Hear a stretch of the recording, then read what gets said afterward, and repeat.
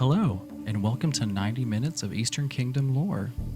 Get cozy, grab a snack, fall asleep, whatever you want to do. Enjoy. Imagine thick jungles alive with vibrant flora and hidden dangers, deadly plants, fierce beasts, and the echoes of ancient civilizations. The region was once the heart of the powerful Gurubashi Empire, with troll cities scattered through the jungle. Even today, the trolls hunt in the shadows, their resilience echoing through the ruins of Zol Gurub. Off the coast, the waters teem with pirates, bloodsail buccaneers, and others, causing a gentle lapping of waves to blend into the jungle's ambient chorus. Legend speaks of the tone of the tides, discovered along the coast, bestowing control over water, but cursed to fade and vanish into the sea. Tales of the Gurubashi Civil War, Hakar the Blood God, and the fall of their empire drift through the jungle sounds, whispered stories of power, betrayal, and survival. After the cataclysm, Stranglethorn was forever altered. A massive sinkhole, the Sundering, split the land into northern Stranglethorn and the Cape. The jungle now features jagged terrain, roaring whirlpools, and turbulent waters, sounds of upheaval beneath the canopy. Factions moved in, goblins set up oil pipelines, explorers uncovered ancient relics, and the Zandalari reasserted their presence. Zol Gurub, once a proud city, became a battleground once more, echoing with clashes and chants of war. Despite the chaos, the jungle's heartbeat persists, wild, resilient, and full of stories waiting to be uncovered beneath the shifting landscape. As we wrap up our journey through Stranglethorn, its history, its upheavals, and its enduring spirit, remember that this land is more than just game terrain. It's alive with magic, conflict, and resilience. Its sounds, the rustling leaves, distant roars, and crashing waves, invite us to listen and feel its vibrant history.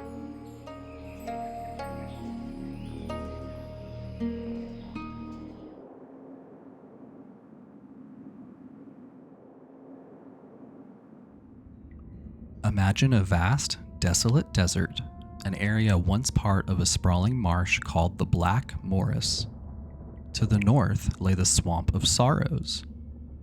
This land is etched into history as the very place where the Orcish horde first entered Azeroth through the dark, foreboding dark portal. The portal's destruction left the surrounding lands burnt and twisted forever, warped by the chaos unleashed from Draenor. Constant lightning flashes streak across the sky, illuminating the bleak, inhospitable terrain. Vicious creatures roam these scorched plains, their roars echoing through the empty silence. Following the Second War, after the initial destruction of the Dark Portal, the human magians of the current Tor built Netherguard Keep, an outpost to defend Azeroth from further invasions. For 2 years, peace held, but then the Horde of Draenor reopened the portal, launching a fierce siege on Netherguard. Battles raged back and forth, control shifting repeatedly as the land trembled beneath the chaos. After the devastating Third War and the defeat of the Burning Legion at Mount Hyjal, the Legion's forces, led by the mighty Lord Kazak, swept into Azeroth through the Tainted Scar. His terrifying lieutenant, Razalik, the Defiler, was tasked with securing the land, turning it into a battleground filled with demonic influence. The blasted lands became a focal point during the invasion of Outland. The armies of the Argent Dawn, along with the Alliance and Horde, fought desperately against the Burning Legion's forces as the Dark Portal was once more reopened. The land, now scarred by demonic energies, became a battleground where hope and despair intertwined. In the years leading up to the war against the Lich King, the Scourge invaded the region twice, their dark armies spreading shadow and decay across the land. The Blasted Lands remained a strategic point, battered but unbroken. During the Cataclysm, the land was further transformed. The Dark Portal itself was shattered, and the region became even more fractured. The Horde's forces seized control of Dreadmaul Hold, while the remnants of the land twisted into a barren, crimson-tinted wasteland. The unearthly color of the scorched rocks, shaped by heat and chaos. In an effort to restore some semblance of the land's former nature, Marl Wormthorn, a Gilnean druid, attempted to return the tainted scar to its natural state, but the demonic corruption was too strong, turning much of the area into the Tainted Forest, a corrupted, eerie place nearby. The Blood Elves established a small camp, searching for demonic artifacts amid the chaos. Today, the Blasted Lands are a desolate frontier guarded fiercely by Netherguard's mages at the north, watching the Dark Portal's remnants. Few dare to venture into its harsh wilderness, which is home to hardy desert creatures like basilisks, scorpions, and hyenas, adapted to survive in this scarred landscape. The only verdant area, the Tainted Forest, remains corrupted by demonic powers, a silent testament to the ongoing struggle between chaos and order.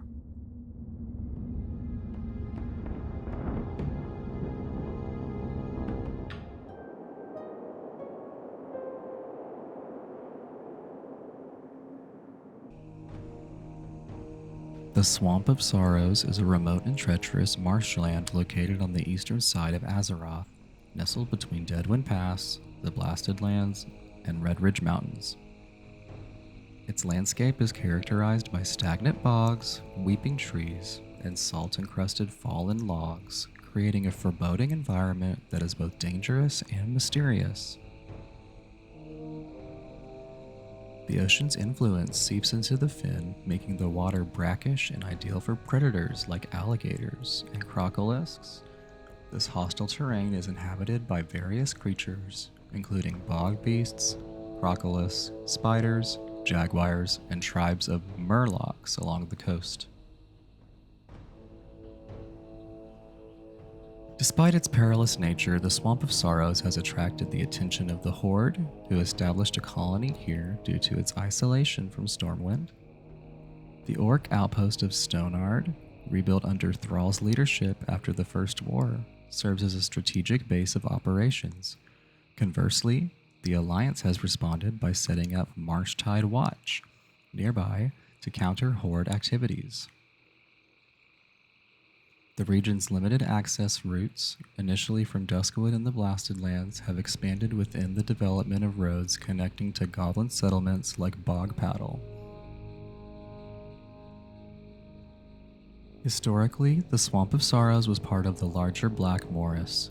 After the fall of the Gurabashi Empire, a faction of trolls known as the Atalai fled into the swamp and constructed the Temple of Atal Hakar, a site imbued with demonic energy that drives living beings to madness.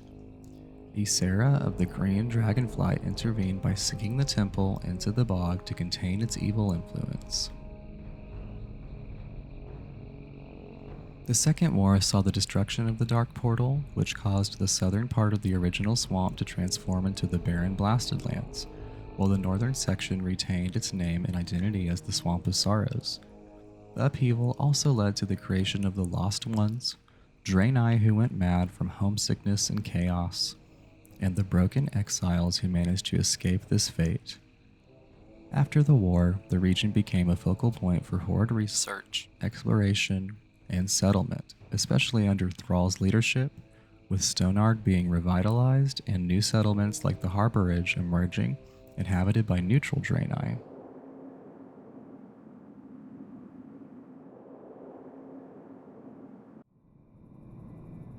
Deadwind Pass is a dark and foreboding region nestled between the mountains and the Swamp of Sorrows, serving as a crucial gateway into the cursed city of Karazhan.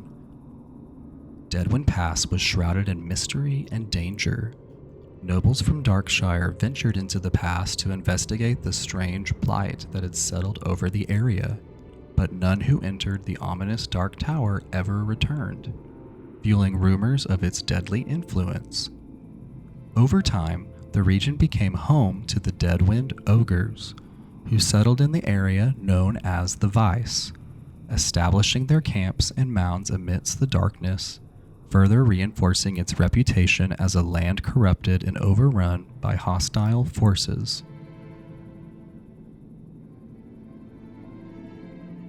The Violet Eye, a secret sect found by the current tour of Dalaran, was tasked with monitoring Karazhan, the mysterious tower at the heart of the region. Though Medivh, the tower's guardian, had long since been slain, Karazhan remained sealed off from the outside world. The Violet Eye's ongoing study aimed to understand the tower's arcane disturbances and prevent it from falling into the wrong hands, especially since Karazhan acted as a portal into the twisting Nether, a dangerous and chaotic realm. During this period, adventurers uncovered that Karazhan's magic had shifted from arcane to massive energy vacuums with faint demonic echoes, hinting at the lingering influence of the Burning Legion. The hero's efforts culminated in the defeat of Prince Malchazar, a demon prince attempting to seize control of the tower for the Legion. The landscape and lore of Deadwind Pass were further altered during the Cataclysm expansion. When Deathwing shattered Azeroth's surface, chaos erupted across the land. In the aftermath, Nalus, a black dragon, allied with the Blackworm cult, hid beneath Deadwind Pass's master's cellar. She conducted arcane experiments by digging into the buried secrets beneath the pass's foundations, seeking power that could influence the ongoing chaos. Her efforts were eventually thwarted when a rogue adventurer, acting on Rathion's orders, infiltrated her lair and eliminated her threat. With the return of the Legion, we revisit Deadwind Pass once again, this time as a battleground for the ongoing war against the Burning Legion. Following the battle for the Broken Shore, the city of Dalaran was moved to hover over Deadwind Pass and Karazhan itself.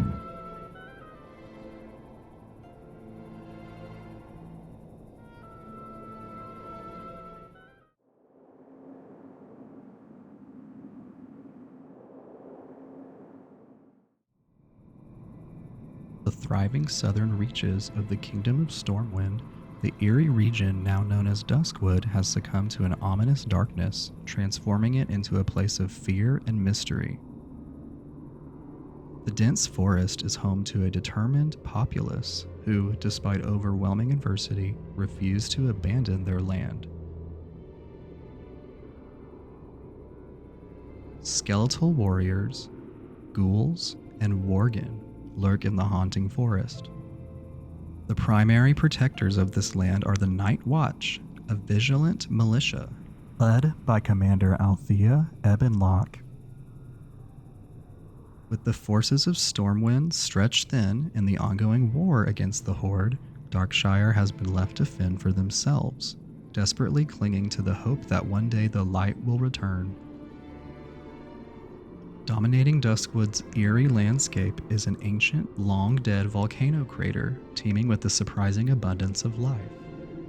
This crater harbors one of the Great Trees, a mystical portal leading into the Emerald Dream. The influence of the slumbering druids within this dreamlike realm casts an unusual twilight glow over the area, extinct from the perpetual gloom of the rest of Duskwood. Beyond the crater, the land is dotted with long-abandoned farmsteads, further emphasizing the desolation that has gripped the region. One of the most haunting locations within Duskwood is Raven Hill Cemetery. The walking dead haunt the cemetery, drawn forth by the lingering darkness. While the darkness that enshrouds Duskwood remains a mystery, Its origins may be tied to the tragic story of Valindi Starsong, a night elf seeking to battle the growing Worgen threat. Valindi came to Duskwood wielding the Scythe of Elwynn, an artifact of immense power. Unknown circumstances led to her disappearance, and the scythe eventually found its way to a mine known as Rollin's Doom. A man in Duskwood named Jitters unwittingly unleashed its dark energies, filling the mine with Worgen and tearing his companions apart. Jitters fled across Duskwood seeking refuge.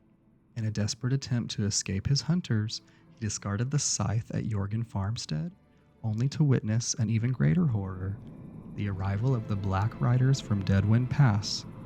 These mysterious and malevolent figures mercilessly slaughtered Sven Jorgen's family before vanishing into the night. The fate of the Scythe of Elwynn remains uncertain, but some believe that the Black Riders may have taken it to the cursed tower of Karazhan to the east. Today, the people of Darkshire continue their desperate battle against the darkness that encroaches upon their homes. Despite their dwindling numbers, the secrets of this land, from the haunted Ravenhill Cemetery to the enigmatic Scythe of Elwynn, continue to draw explorers seeking to uncover the truth behind the darkness. Yet one thing remains certain: until the curse is lifted, Duskwood will remain forever shrouded in night.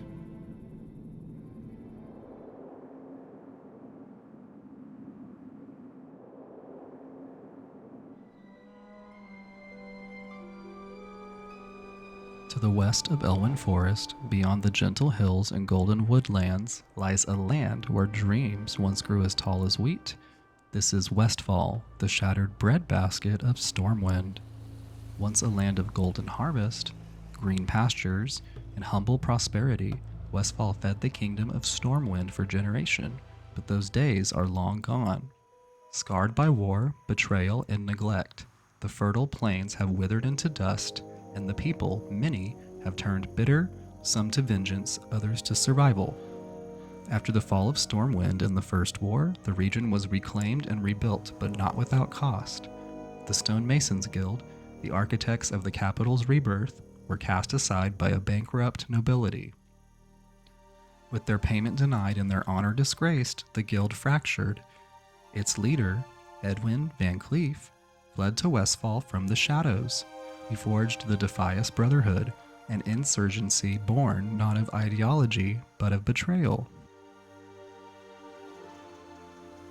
Van Cleef's rise turned Westfall into a no-man's land. Farmers were driven from their fields. The dead mines, once a vital source of wealth, became a haven for smugglers, bandits, and worse.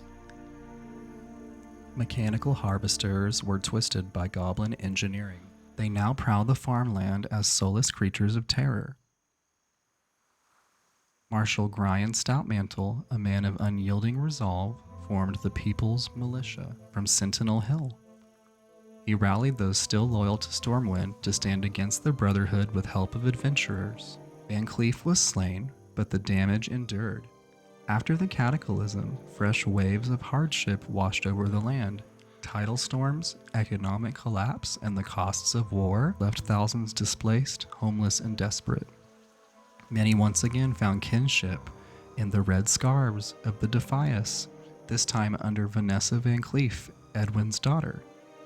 From the ashes of Moonbrook to the charred remains of Sentinel Hill, she led the Second Uprising, fueled by righteous fury. But the storm passed, and adventurers once again descended into the dead mines and ended the Brotherhood's rebirth with fire and steel. And even Vanessa, with her vengeance exhausted, laid down her sword, urging those who once followed her to return to their families and till the soil instead of sowing dissent. Yet Westfall's soil remembers. It remembers every footstep of those who walked away from power and those who rose in rebellion. It remembers the Knoll raids, pirate sieges, dragon conspiracies, and the shadows of war. The winds that once carried the scent of bread now carry the scent of ash and rust, but still, the people endure. Because in Westfall, survival is not just an act, it is a legacy.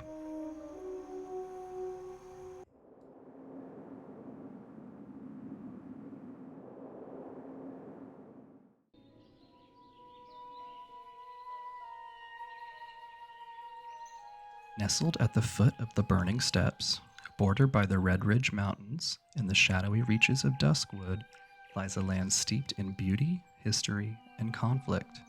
This is Elwynn Forest, the heartland of the human kingdom of Stormwind.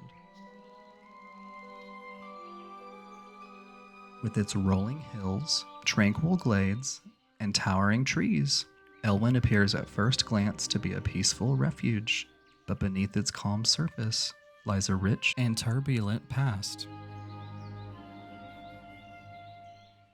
Centuries ago, Elwynn was little more than untamed wilderness until early human settlers, descendants of the Arathi bloodline, arrived. From their hard labor rose small villages, bustling farms, and outposts that would one day form the lifeblood of the kingdom.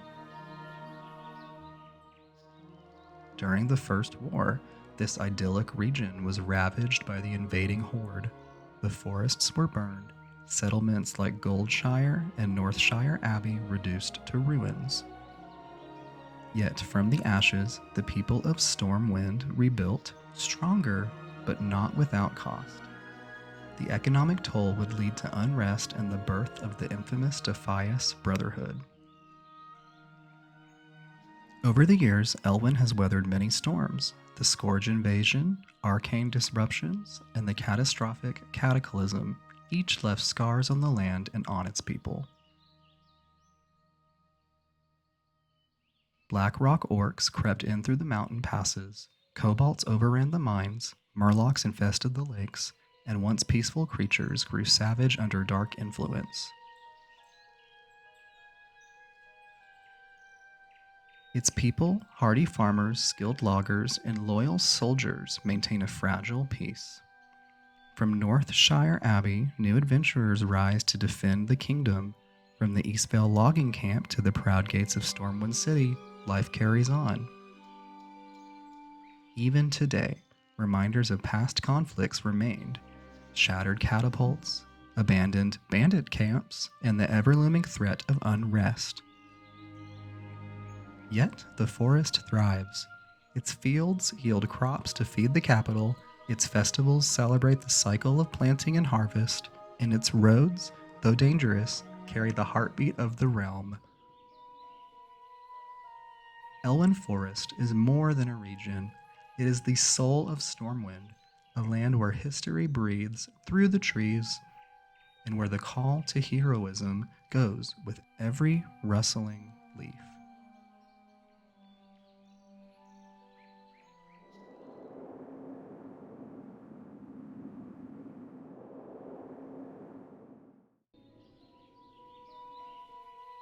To the east of Elwynn Forest, beyond the tranquil woodlands and into the rising terrain, lies a land of rugged beauty and simmering conflict. These are the Redridge Mountains, a region as storied as it is scarred.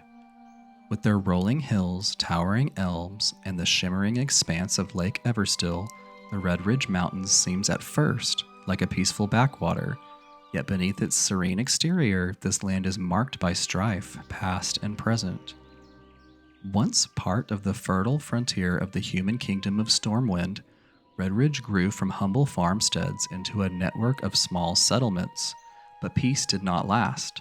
From the summoning of the Firelord Ragnaros and the eruption that birthed Blackrock Mountain to the Horde's brutal conquest during the First War, Redridge has long been a battleground of elemental, political, and martial upheaval. The human town of Lakeshire stands as the last true bastion of civilization in the region, a modest yet proud settlement nestled on the western shore of Lake Eversong. Long under siege by the Gnolls and the Blackrock Orcs, the town's citizens live in constant vigilance. Stonewatch Keep, once a proud fortress, was taken by these same enemies, serving as a grim reminder of the encroaching threat.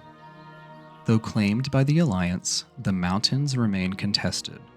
The Blackrock Orcs still prowl the high roads, murlocs beneath the lake's surface, and ancient raptors stalk the rocky ridges. The Tower of Ilgalar, home to the rogue warlock Morganth, casts a dark shadow across the eastern hills.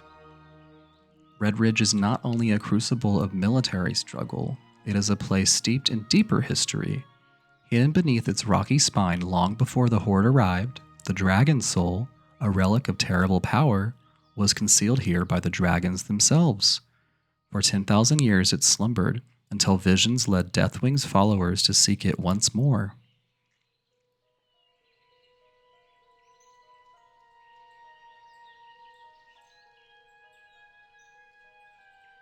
During the Cataclysm, the region's tenuous stability was shattered again.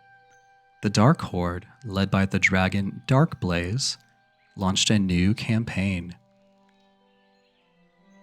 It was only through the efforts of brave adventurers and the reformation of the legendary Bravo Company that the tide turned.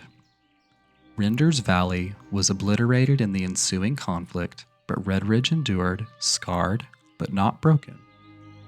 Today, Redridge remains a volatile land.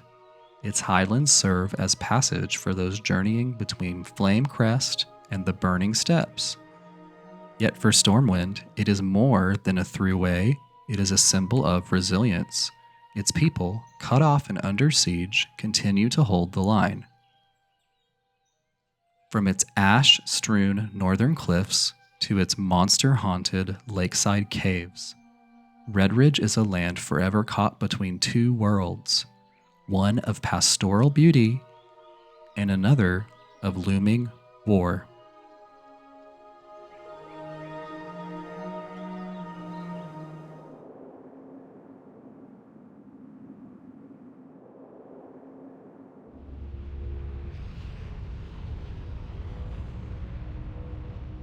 To the north of Redridge Mountains, however, there's another side to this world that's far from serene. The Burning Steppes, a place that's seen its fair share of war over the years. As one of the only land routes connecting the kingdom of Stormwind to the northern regions of Modan and Lordaeron, this rugged stretch of territory has become a well-traveled but incredibly dangerous wasteland.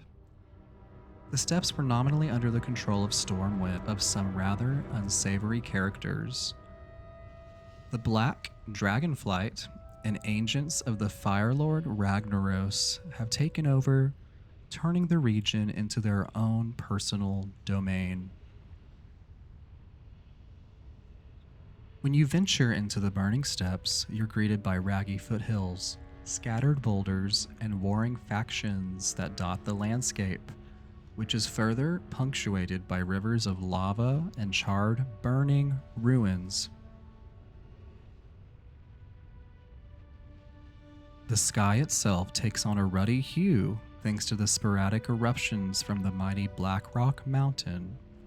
The surrounding countryside is home to Blackrock orcs and Firegut ogres, a brittle bunch of cast-offs from the Second War who have no love for the Alliance.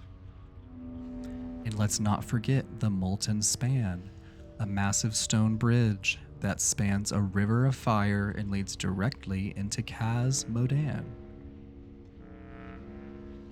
Speaking of Blackrock, that infamous orc stronghold from the Second War still stands tall and defiant, and are now controlled by Nefarian and his black dragons, while the Dark Iron Dwarves lurk below. These two groups are locked in constant battle for supremacy. Travelers, the only way to get to northern regions, and for others, it's a challenge they just can't resist.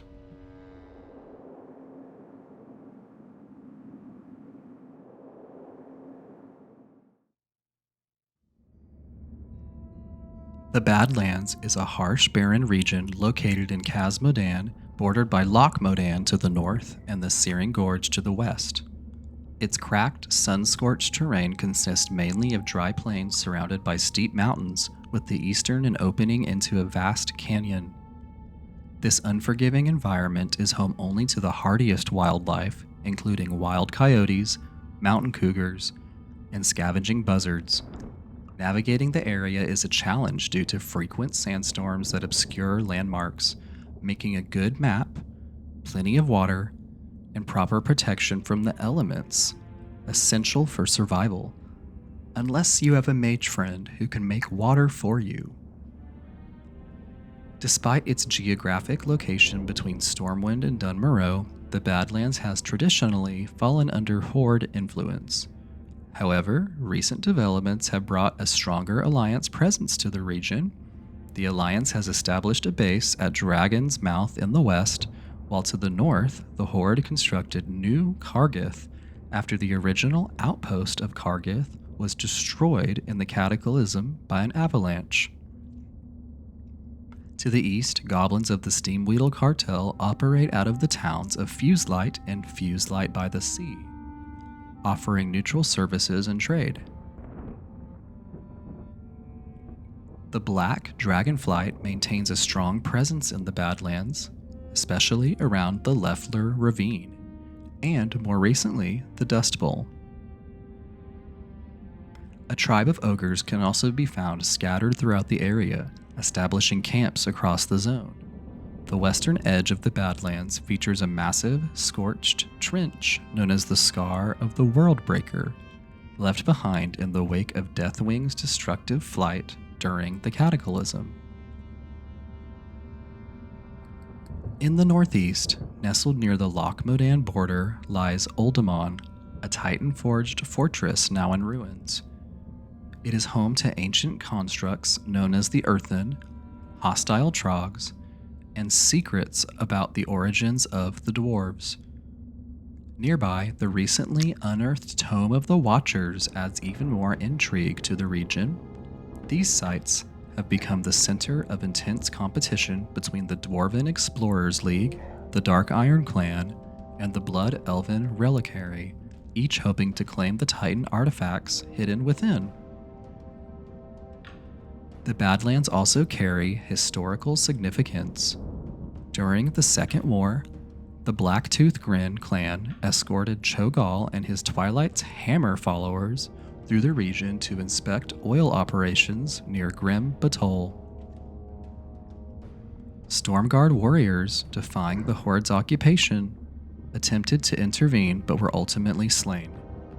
Years later, the Kargith Expeditionary Force, dispatched by War Chief Thrall, set out from the area to eliminate Rend Blackhand and the rogue Blackrock clan. Though the original Kargith outpost would later be lost in the Cataclysm, replaced by New Kargith. Today, the Badlands is dotted with dwarven prospectors and members of the Explorers League, as well as goblins from the Steamweedle Cartel. While there are no battlegrounds here, the instanced Dungeon Uldaman is a major draw for adventurers, along with several smaller micro-dungeons scattered throughout the zone.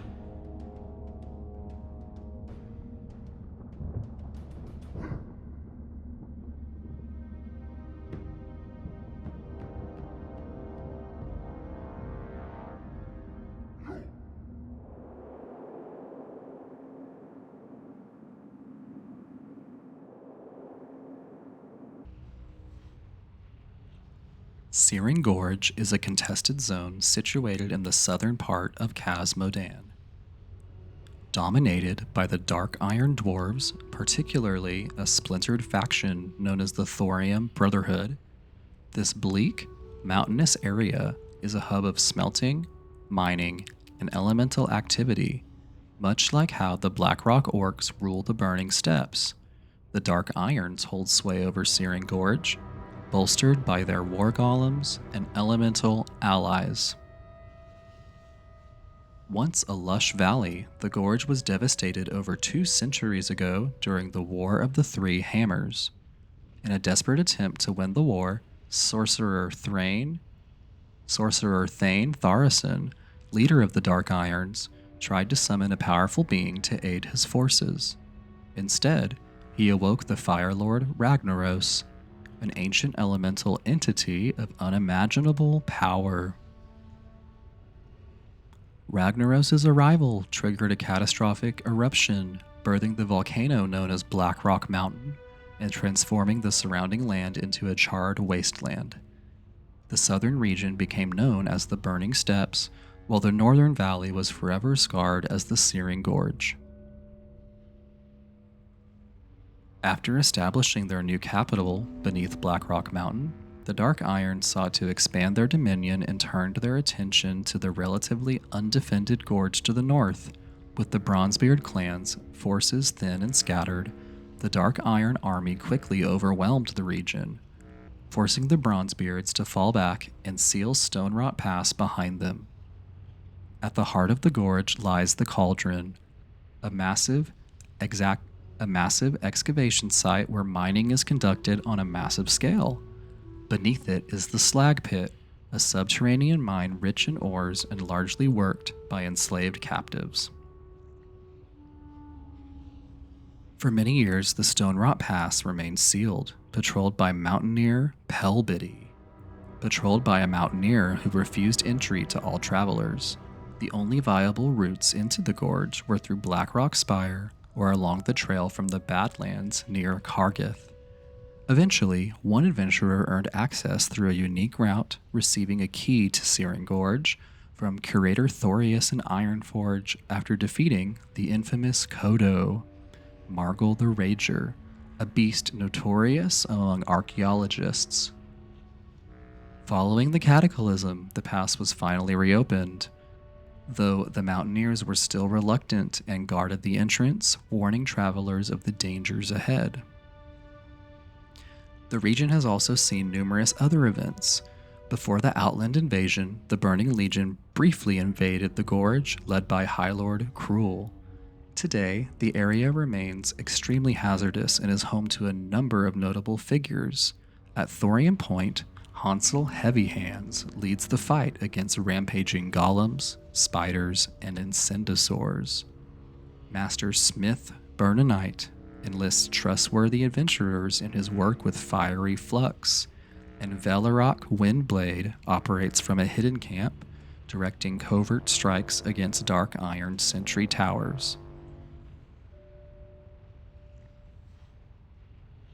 The cataclysm also brought dramatic changes to the Searing Gorge.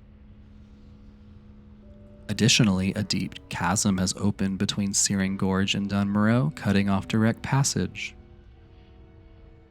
The elusive Shadow Silk poachers of the Undermarket, once a common sight, no longer patrol the gorge.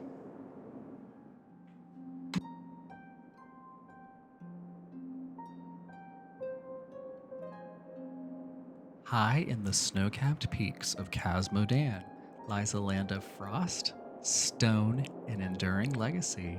This is Dunmorough, a realm carved from ice and iron, and home to some of Azeroth's most resilient people.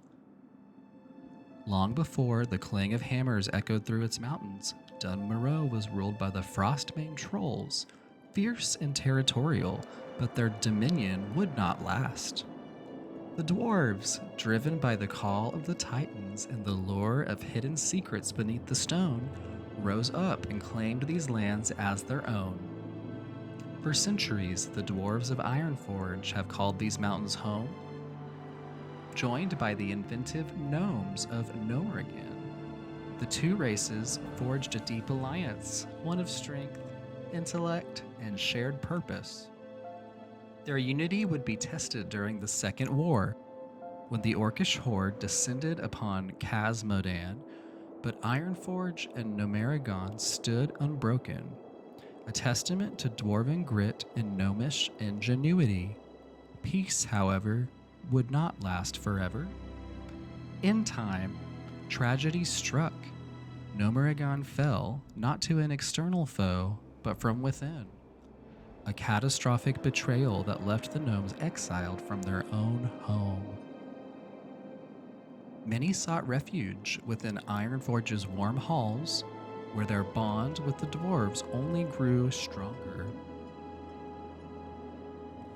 Now, a threat rises beneath the snow. The Trogs, primitive and brutal, have emerged from the deep places of the world, threatening the security of these ancient peaks. The the hardy folk of Dun Morough, undeterred by wind or war, have once again taken up arms to defend their homeland.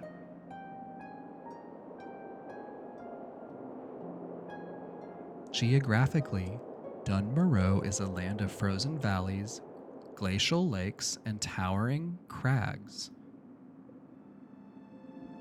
Its heartbeat is Ironforge, a vast subterranean city of molten forges and granite halls, serving as a central hub for the Alliance. To the west lies the ruined Morough, its doors still echoing with the hopes of those who once thrived there. To young dwarves and gnomes, life begins in Cold Ridge Valley, the protected cradle amid the blizzards where adventurers take their first steps into a wider world. There are no great battlegrounds here, no sprawling raids, only the quiet strength of a people weathered by centuries, unshaken by time. Dun Morough is more than just a snowy mountain range. It is a testament to survival, to brotherhood, and to the unyielding will of those who refuse to be forgotten.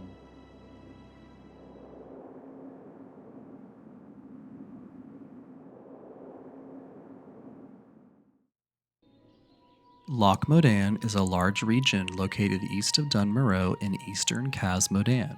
It's recognized for its moderate climate, an abandoned archaeological dig site, and, until the Cataclysm, the vast lake that once defined the area. Surrounded by steep gray mountains and dotted with pine and birch forests, the region was once dominated by the massive Stone Rot Dam, an unparalleled feat of dwarven engineering. This dam was destroyed during Deathwing's violent emergence into Azeroth, which caused the lake to drain almost entirely and drastically reshaped the landscape. The region has become increasingly dangerous due to hostile trogs awakened by dwarven excavations. These creatures have since taken up residence in makeshift camps and tunnels across the surrounding mountains. In addition, the area is home to aggressive wildlife, marauding kobolds, and the formidable ogres of Mogrosh Stronghold.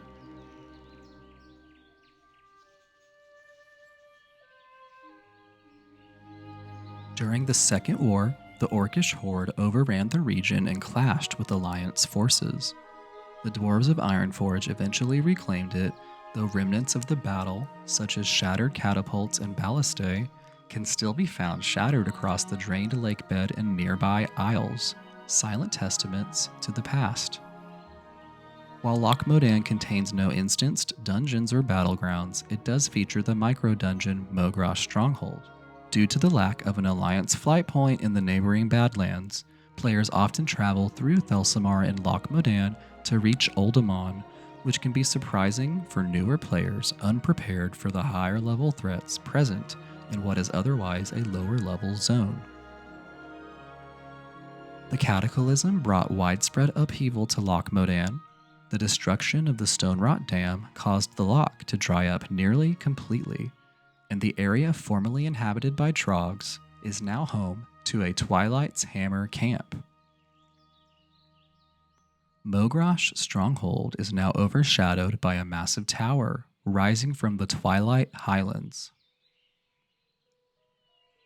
The dam itself was breached and seized by the Dark Iron Clan. Additionally, a deep chasm now divides Loch Modan from the Badlands, leaving only a steep and treacherous footpath for travelers. Meanwhile, Mosshide Knolls have taken over the western outskirts near Thelsamar, and various new factions including Murlocs, Gnolls, and Kobolds have begun to form uneasy alliances in the wake of the upheaval.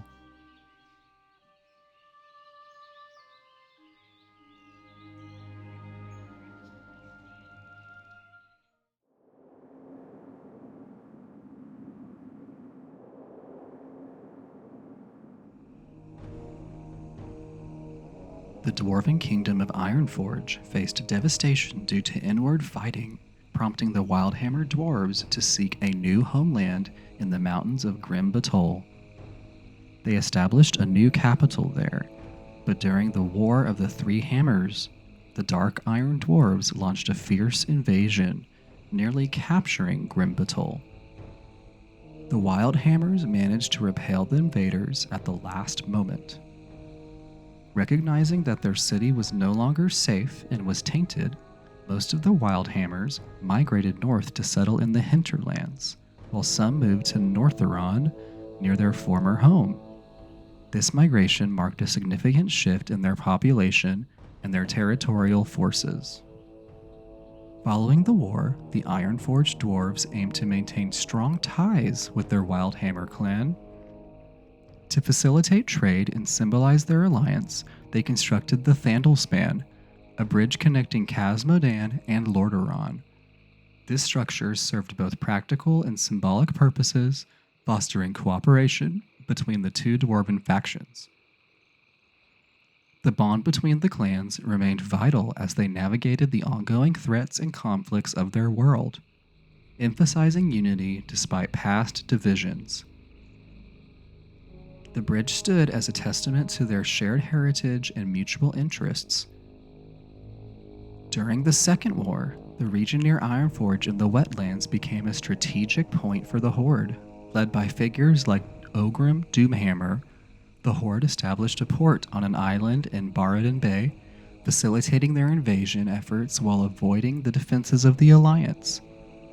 Orc clans such as Bleeding Hollow and Dragonmaw set up operations in the area, which suffered environmental devastation as the orcs and their dragons overhunted and despoiled the land. Many dwarves fled or hid underground to escape the chaos, while others resisted. The Dragonmaw clan, in particular, faced retribution from the Red Dragonflight after their enslavement ended, leading to their downfall and the survival of a few orcs in the mountains. After the Second War, the region was reclaimed and transformed into an Alliance stronghold called Menethil Harbor, named in honor of King Tyrannus Menethil II. However, the area continued to be a target for Horde attacks, with Draenor-based forces attempting to seize ships to reach the Tome of Sargeras. Grimbatol itself was taken over by the Red Dragonflight, which patrolled the fortress and maintained control over the area. These conflicts underscored the ongoing struggles for dominance in the region and the strategic importance of Grimbatol and its surroundings. The Cataclysm event brought widespread destruction to the Highlands and the surrounding areas. The Twilight Hammers cult, serving Neltharion and the Old Gods, seized Grimbatol and pushed back the Red Dragonflight forces. The disaster caused massive flooding in the western wetlands and Menethil Harbor, devastating local wildlife and altering the landscape significantly.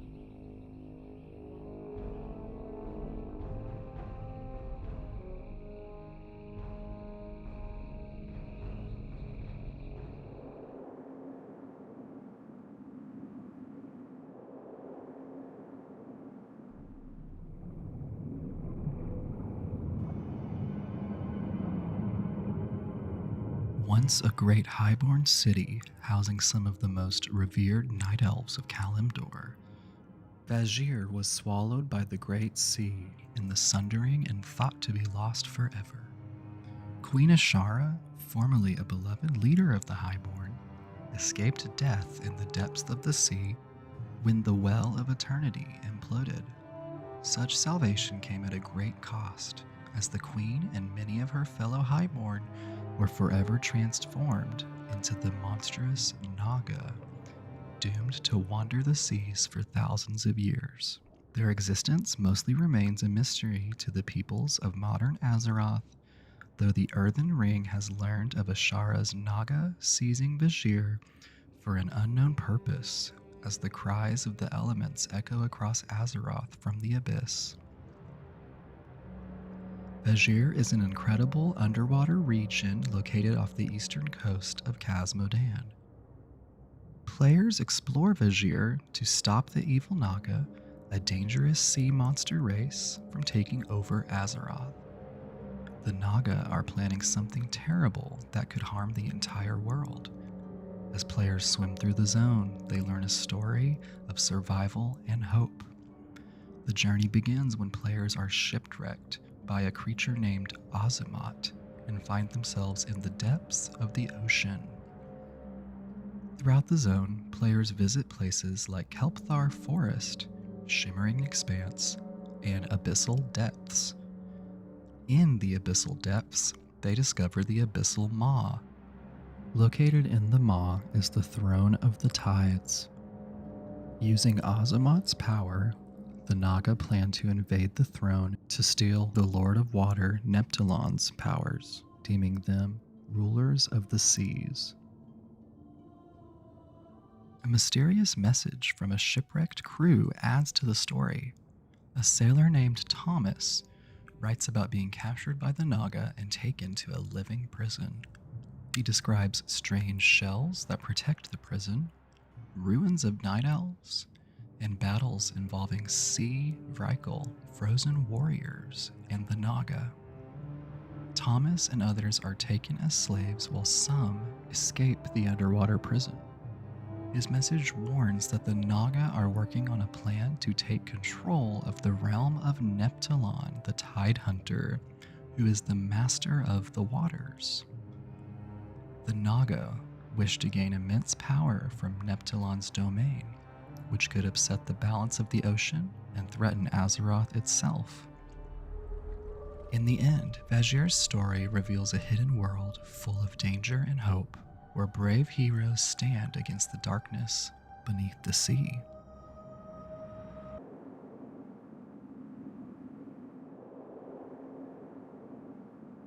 The Twilight Highlands of Azeroth exemplify the planet's dynamic and tumultuous history, categorized by constant upheaval and shifting allegiances. Situated in the Eastern Kingdoms, this rugged and treacherous region has been a battleground for various races and factions, each leaving their mark on its landscape and lore. The fortress city of Grim Batol symbolizes the Highlands' turbulent past. Once inhabited by Wildhammer dwarves, it was abandoned after a curse from the Dark Iron dwarves rendered it uninhabitable. Later, it became a stronghold for the Red Dragonflight during the Second War, when they were enslaved by the Dragonmaw orcs, fighting fiercely for the Horde. Once the dragons were freed, the Dragonmaw were driven out, but their remnants still linger in the Highlands' wild terrain. Today, the region is contested by the remaining Dragonmaw, the Wildhammer dwarves, dwelling in forested mountain outposts, have maintained a generally friendly relationship with the Alliance, but are increasingly considering alliances with Stormwind and Ironforge. Meanwhile, the Red Dragonflight has suffered recent setbacks, decimated by aggressive black dragons emerging from the petrified obsidian forest, signaling ongoing chaos within dragonkind.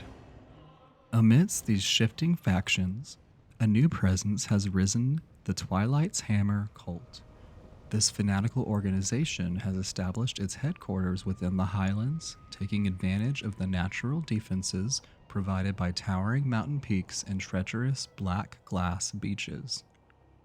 The cult is drawn to the region's elemental power and the dark influence of the old gods, sensing the Highlands as a nexus of apocalyptic potential.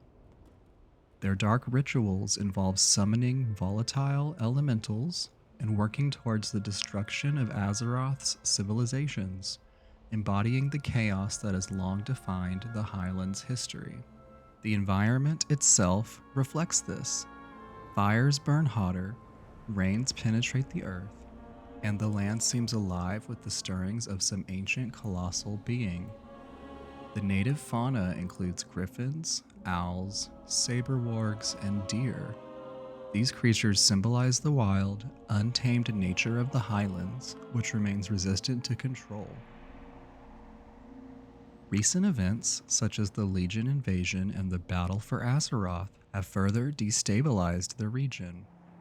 During the Legion's assault, the Wildhammer clan was scattered, and twilight dragon eggs were disturbed beneath Grim Batol, hinting at the region's ongoing significance in the grander conflicts threatening Azeroth.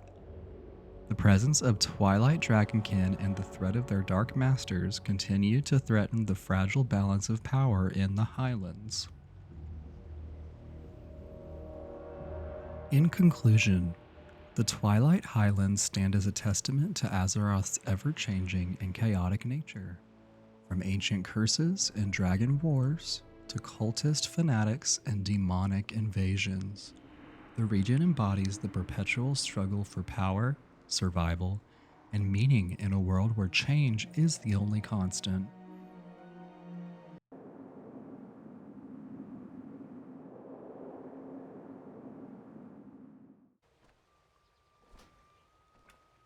The Arathi Highlands, located in southeastern Lordaeron, is a region steeped in history and significance. Once the heartland of the human empire of Arathor, the Highlands are named after this ancient civilization, which was founded by King Thoradin around 2800 BDP before the Dark Portal. Thoradin's vision was to create a prosperous land where humans could thrive, shielded from their enemies by natural terrain and a great wall. This area served as a crucial buffer zone against the Amani trolls and was central to early human development, marking it as a birthplace of human civilization in Azeroth.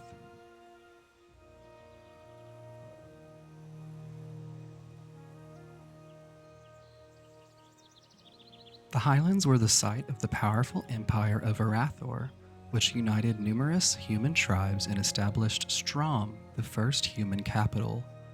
During the Troll Wars, the region was pivotal in human to elven relations and the expansion of Arathor across the eastern kingdoms. Over time, as the empire fragmented into smaller city-states, Strom's influence waned, and its noble families migrated north to establish what would become Stormwind.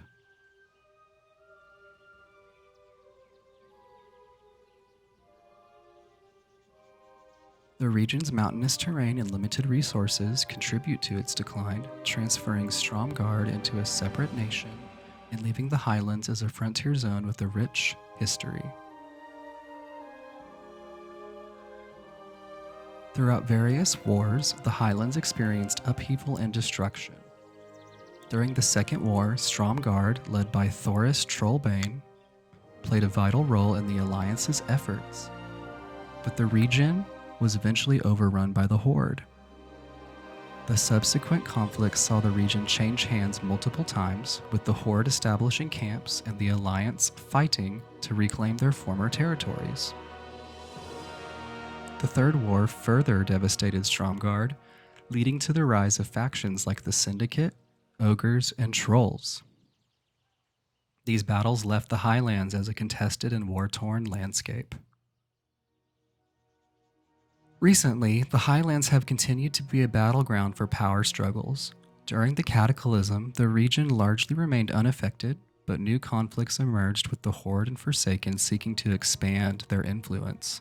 The Legion expansion saw attempts by undead forces to control Stromgarde, while political intrigue such as the tragic Forsaken Gathering added depth to its history. The battle for Azeroth marked a significant turning point, the region serving as a key front between the Alliance and the Horde.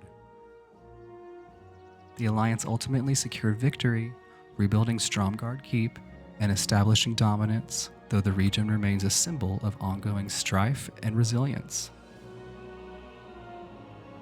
Overall, the Arathi Highlands are a region of profound historical importance and strategic significance. From their origins as the heart of Arathor to their role in the countless wars that have shaped Azeroth, the Highlands embody the themes of empire, conflict, and resilience. Their rugged terrain and storied past continue to influence the storyline of Warcraft.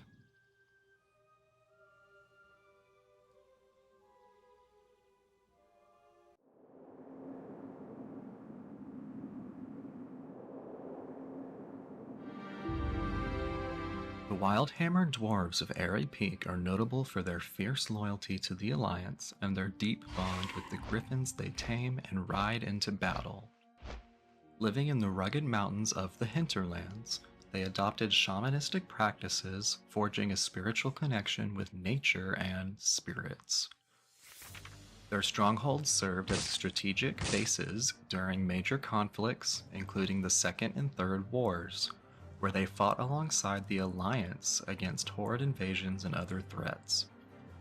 The Wildhammer's independence and their mastery of griffin riding symbolize their unique culture and vital contribution to the ongoing defenses of the region.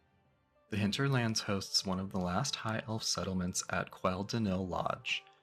These High Elves are descendants of noble civilizations rich in arcane knowledge and magical tradition.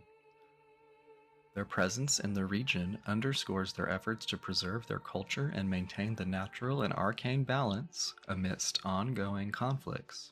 The High Elves serve as guardians of ancient secrets and continue to play a crucial role in the region's spiritual and magical heritage.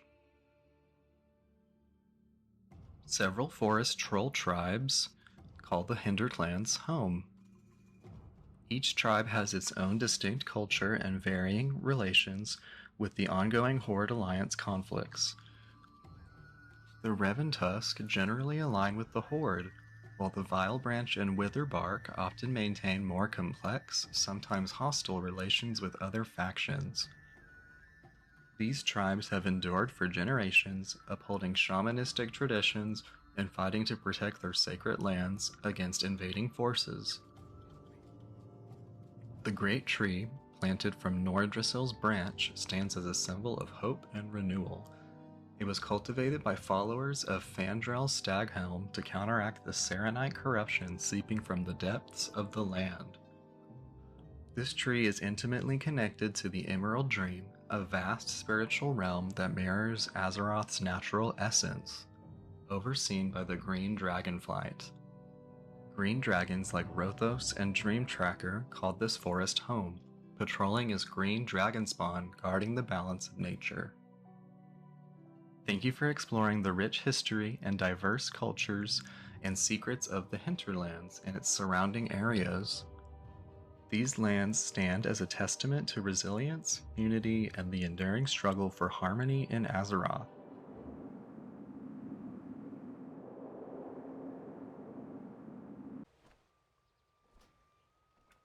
The Hillsbrad Foothills, also known as the Hillsbrad Plains, is a tumultuous region located within the former kingdom of Lordaeron on Azeroth.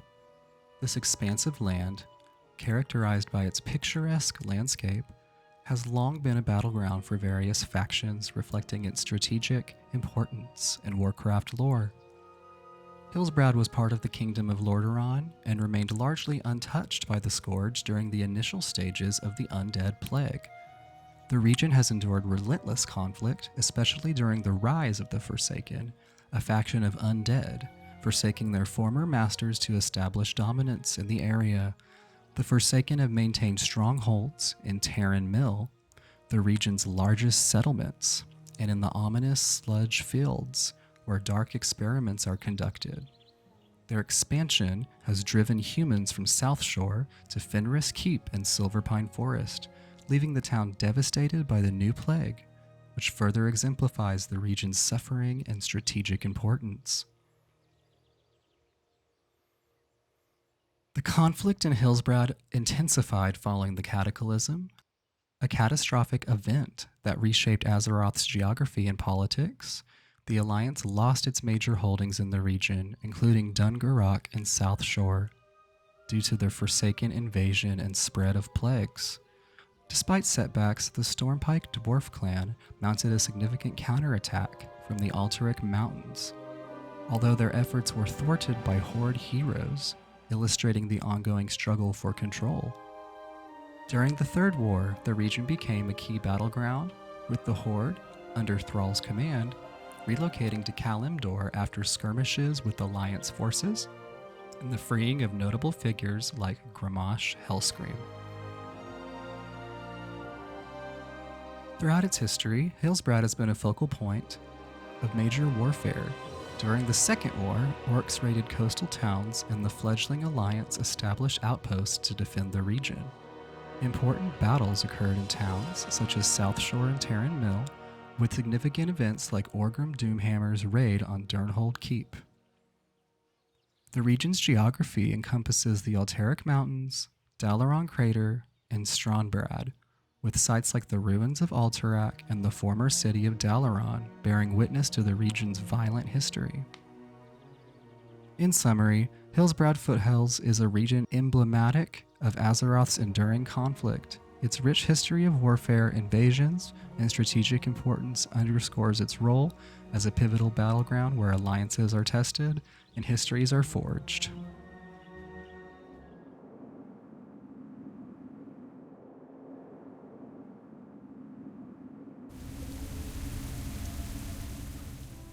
Located on a peninsula in the Eastern Kingdoms, Gilneas was once a thriving human kingdom, distinguished by its proud independence and the construction of the formidable Greymane Wall, which separated it from its northern neighbors in Silver Pine Forest. This wall was built under King Gin Greymane's orders prior to the Third War, serving as a defensive border to protect Gilneas from external threats and invasions. Gilneas' origin traces back over 2,800 years when it was outside the boundaries of the Arathor Empire, only later becoming a human city-state after Arathor expanded into the region following conflicts with Amani trolls. Some Gilneans eventually migrated across the sea to settle in Kul Tiris, highlighting their seafaring and independent spirit. Over time, Gilneas developed its own identity, separate from the larger human kingdoms.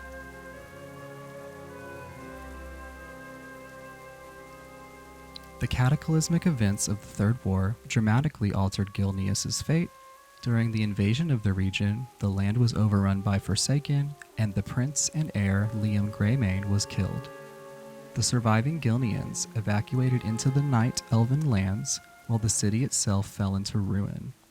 This period marked the beginning of Gilneas' status as a contested and fractured territory, caught between the ambitions of the Horde and the Alliance. The conflict saw the Forsaken, under Sylvanas Windrunner, attempt to establish a foothold, while the Alliance, led by Gin Greymane, sought to reclaim and restore their homeland.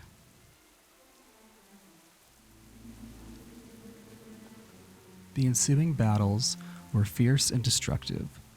The Gilnean Liberation Front, supported by the Alliance's 7 Legion and the Bloodfang Pack, fought to push back Forsaken forces, culminating in the destruction of their fleet and the retreat of Horde forces from the region. Despite these victories, Gilneas remained unstable. Darius Crowley, leader of the Liberation Front, launched a final offensive into Silverpine Forest to reclaim more territory, but Sylvanas captured his daughter, Lorna Crowley, forcing him to retreat in a bid to save her. The betrayal by Vincent Godfrey, a longtime Gilnean insurgent, inadvertently saved the Alliance from losing Gilneas entirely, as Sylvanas was weakened and unable to continue her assault. In the years following, Gilneas' political and territorial status became increasingly murky. The region suffered from ongoing conflict with Forsaken naval incursions and attempts by the Horde to re-establish dominance. An insidious Black Dragonflight agent, Hiram Creed, infiltrated Gilneas City, attempting to manipulate the Gilneans into serving his draconic ambitions. But he was ultimately killed by an Alliance-backed assassin. The aftermath of these events left Gilneas in a state of limbo, abandoned, heavily blighted, or occupied by various factions with shifting allegiances. Gilneas' status remains ambiguous and inconsistent. It is described as a land of ruins, a battleground, or a territory still contested, with no clear resolution. Some narratives suggest that the Forsaken have withdrawn their forces, while others imply ongoing skirmishes and strategic battles over its coastline in key locations like Shadowfang Keep. The region's future remains uncertain.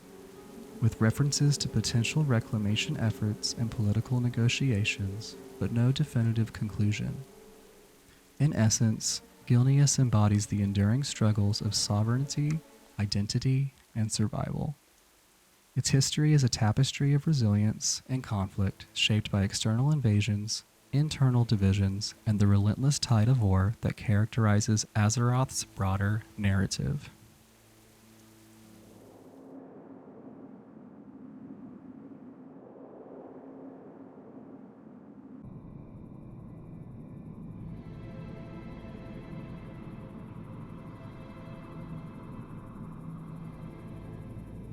Tirisfal Glade is a dark and eerie region located on the northern coast of Lordaeron, known for its haunting beauty and tumultuous history. Named after the Titan Keeper Tyr, whose fall is memorialized in the land's name, Tirisfal, meaning Tyr's Fall. The area is marked by a perpetual gloomy sky and blighted flora, remnants of the Lich King's cursed plague. Once a land of spiritual conflict between the energies of Tyr and his enemy Zakaz, Tirisfal was also a battleground where the Vrykul warriors once settled and where humanity first emerged amidst their legends and fears. Throughout its history, Tirisfal has been central to various factions and events. It was a refuge and battleground for the Forsaken, the undead remnants of Lordaeron, who established their stronghold in the ruins of the city after the Third War. The region also hosts the Scarlet Crusade, a fanatical group dedicated to eradicating undead and non-humans, and remains heavily contested between the Alliance and Horde following the fall of Lordaeron. During a conflict involving the Titan Keeper Tyr, he sacrificed himself fighting the dark forces of Zakaz and Kithix in Tirisfal, leaving behind a memorial marked by his giant silver hand. This event, along with the Vrykul warriors' reverence for Tyr, shaped the region's identity. The Vrykul, who once inhabited Tirisfal, eventually died out or transformed over time, giving rise to humans fleeing from the cursed Vrykul and establishing their own tribes. In ancient times, Tirisfal was also where the highborn, later High Elves fled exile from Kalimdor, forming settlements amidst primitive humans. Over millennia, the region saw the rise of the human kingdom of Erethdor and later Lordaeron, a thriving land that was eventually devastated during the Troll Wars and later by the Scourge during the Third War. Arthas Menethal's invasion turned Tirisfal into a land of death and undeath, with many settlements raised as part of the undead Scourge. With notable sites such as the Agamon Mills and the sacred shrines where King Thoradin once performed rituals to unite the tribes, the region's strategic importance persisted through history. It served as a seat of power for the Council of Tirisfal, who fought against demonic forces of the Burning Legion, and was the birthplace of prominent figures like Thoradin and the early leaders of the human races. In modern times, Tirisfal is the heartland of the Forsaken, who have claimed the ruins of Lordaeron for their own after rebelling against the Lich King and the Scourge. The area is dotted with remnants of old conflicts, abandoned farms, watchtowers, and the scarred landscape, serving as a reminder of its turbulent and remorseful past. Despite its desolation, Tirisfal remains a land of legend and significance, representing the enduring struggle between life, death, and the shadows of history. Silverpine Forest, located just south of Tirisfal Glade, is a dark and shadowy region full of decay. It serves as a crucial link between the two zones, both geographically and lore-wise, as it acts as a corridor for the Forsaken and other dark forces moving between the two areas. Lore-wise, Silverpine Forest was once a lush, peaceful woodland, but it was corrupted by the Scourge during the Third War, turning it into a haunted battleground filled with undead and twisted creatures. The connection between Silverpine and Tirisfal Glade highlights the ongoing struggle of the Forsaken to reclaim and stabilize their homeland amidst the encroaching darkness.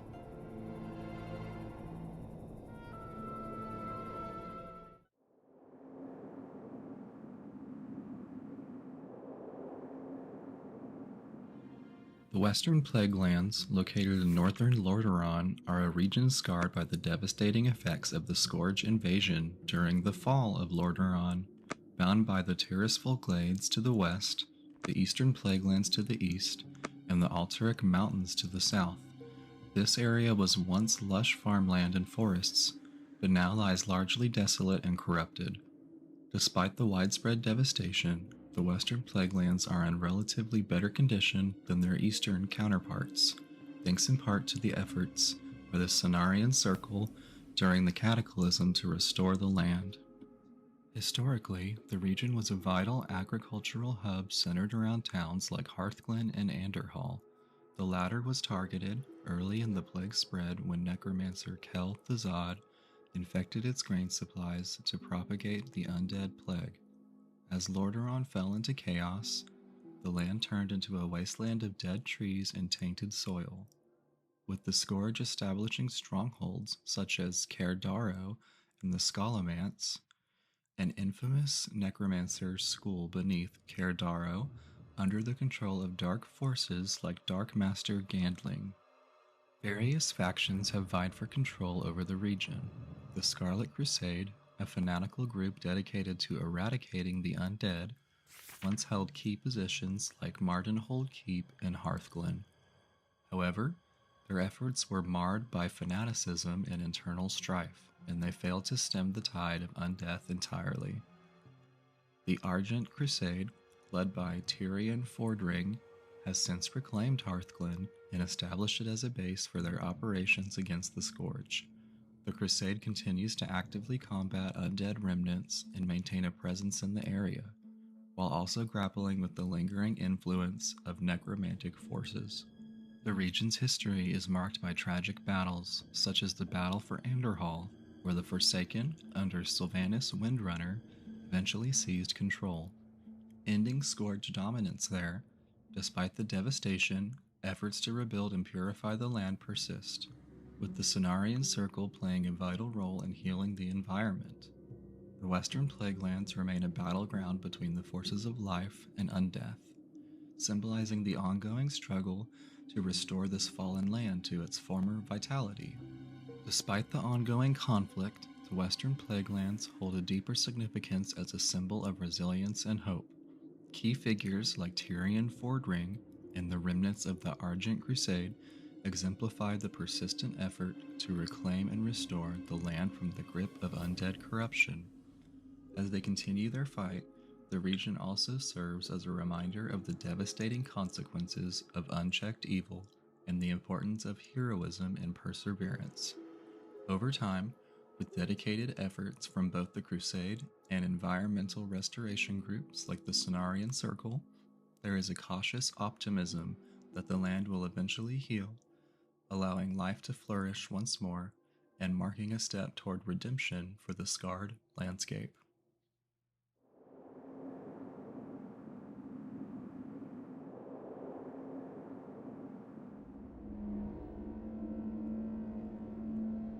A once peaceful region known as Eastweld, the Eastern Plaguelands were home to thriving farms and villages. The city of Stratholme, Lordaeron's second largest, stood proudly at its heart during the Second War when the Old Horde attacked the elven kingdom of Cael'Thalas. A rogue band of orcs destroyed the town of Blackwood, foreshadowing darker days ahead. During the Third War, the undead Scourge began spreading a horrific plague. Prince Arthas discovered the infection in Stratholme and, against Uther's will, slaughtered its citizens to stop the spread.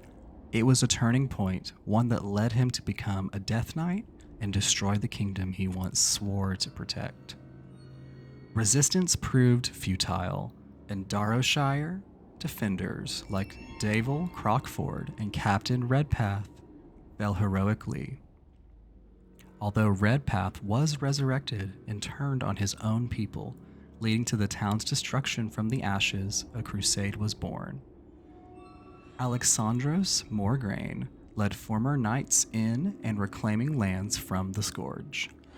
But his death fractured the movement, splintering into groups like the Argent Dawn and Scarlet Crusade, both fighting for control of the blighted land over Stratholme. Kel'Thuzad's fortress, Naxxramas, loomed over the area, his power unchecked until a bold assault by the Argent Dawn weakened him. The defeated Kel'Thuzad escaped and the citadel vanished. With the wrath of the Lich King, a new threat emerged: Death Knights from Archerus the Ebonhold. From here, they destroyed towns like New Avalon and Havenshire in the Scarlet Enclave, until breaking free from the Lich King's grasps. After the Cataclysm, hope returned. The Argent Crusade and Cenarian Circle began healing the land. Tyr's Hand and Hearthglen were reclaimed. The plague receded and rivers flowed once more.